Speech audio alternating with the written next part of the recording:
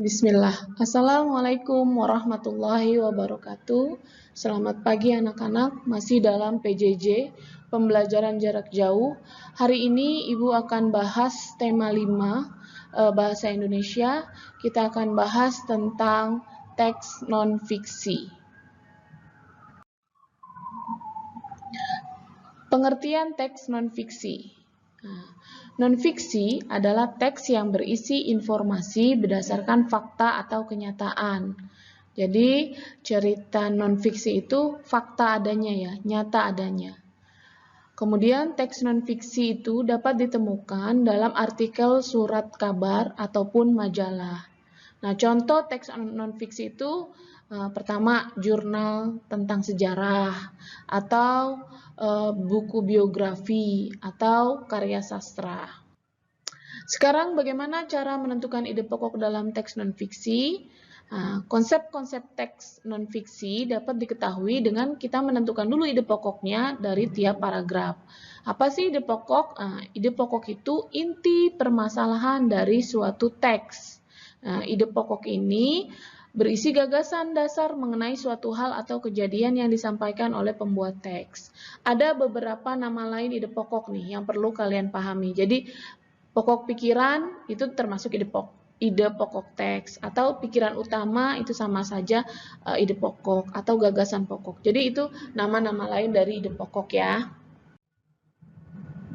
Contoh menentukan ide pokok pada paragraf. Ini Ibu kasih ada satu wacana, judulnya kehidupan burung. Nah, ini paragraf pertama, ini paragraf kedua, dan ini paragraf ketiga. Nah, sekarang bagaimana sih cara mengetahui ide pokok dari tiap paragraf? Nah, ini kan tadi udah ada 3 paragraf kan? Bagaimana caranya? Caranya kita bisa melihatnya dari bacaannya. Perhatikan. Paragraf pertama, burung termasuk jenis unggas. Burung memiliki ciri-ciri yang sama dengan hewan unggas lainnya.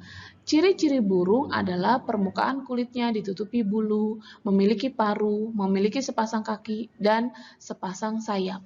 Nah, dari paragraf 1 ini, mana ide pokoknya? Maka, untuk kalian pahami, ide pokoknya yang ini. Nih, ide pokoknya. Sampai sini. Burung termasuk jenis unggas. Jadi itu ide pokoknya dari paragraf 1.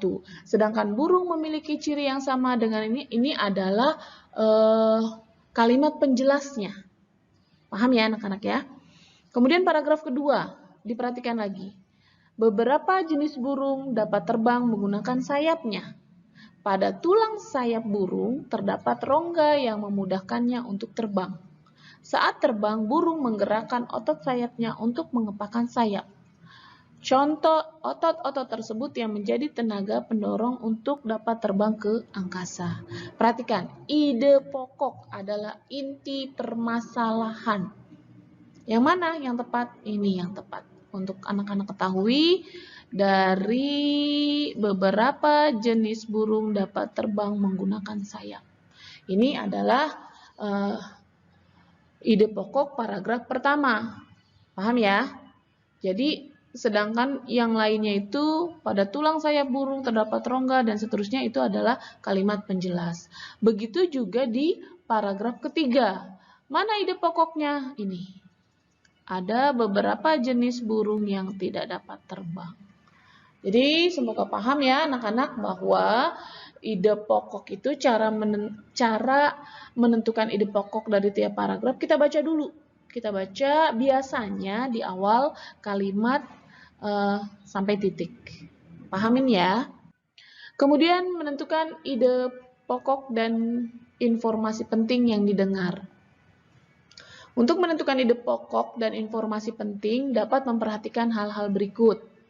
Pertama, kalau yang didengar maka dengarkan teks tersebut ya kan yang dibacakan dengan seksama. Jadi dengarkan dulu. Kemudian catat kata-kata kunci yang terdapat dalam tiap paragraf. Kemudian gunakan kata tanya, apa, siapa, di mana, kapan, mengapa, dan bagaimana untuk membantu menemukan ide pokok. Sekarang membuat ringkasan non-fiksi. Apa itu ringkasan? Ringkasan adalah informasi mengenai suatu hal atau kejadian, tapi disampaikannya secara lebih singkat dan padat. Itu yang namanya ringkasan. Hal-hal yang harus diperhatikan saat membuat ringkasan teks antara lain, yang pertama, membaca teks dulu dengan seksama. Setelah membaca, baru kita tentukan ide pokoknya dari tiap-tiap paragraf pada teks non-fiksi.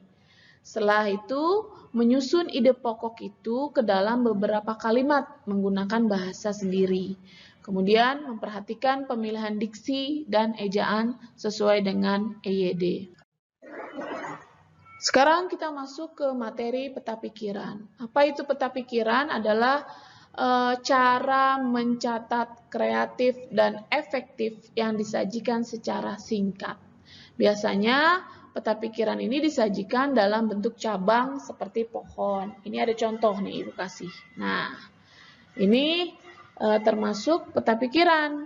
Pembahasannya ini adalah PPKN, Proklamasi Kemerdekaan Indonesia. Nah, cabang-cabangnya ini kita ambil dari kata tanya, apa? Ya kan? Misalkan proklamasi, siapa tokoh proklamasi Indonesia? Maka di sini udah ada jawabannya. Insinyur Soekarno didampingi Bung Hatta. Di mana proklamasi itu dibacakan? Di sini ada. Di mana? Di Pegangsaan Timur. Kapan? Tanggal 17 Agustus 1945. Bagaimana terjadinya proklamasi? Ini dijelaskan dimulai pada pukul 10 dengan membaca. Nah, ini termasuk peta pikiran, mencatat kreatif dan efektif sehingga anak-anak bisa langsung paham tentang proklamasi kemerdekaan Indonesia. Atau Ibu kasih contoh satu lagi ya. Nah, ini contoh yang lain lagi. Ini tentang IPA, keseimbangan ekosistem.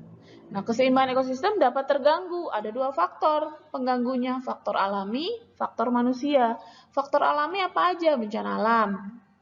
Kemudian seperti apa? Seperti letusan gunung berapi, banjir, tanah longsor, kebakaran hutan, badai, dan tsunami. Kalau faktor manusia apa saja?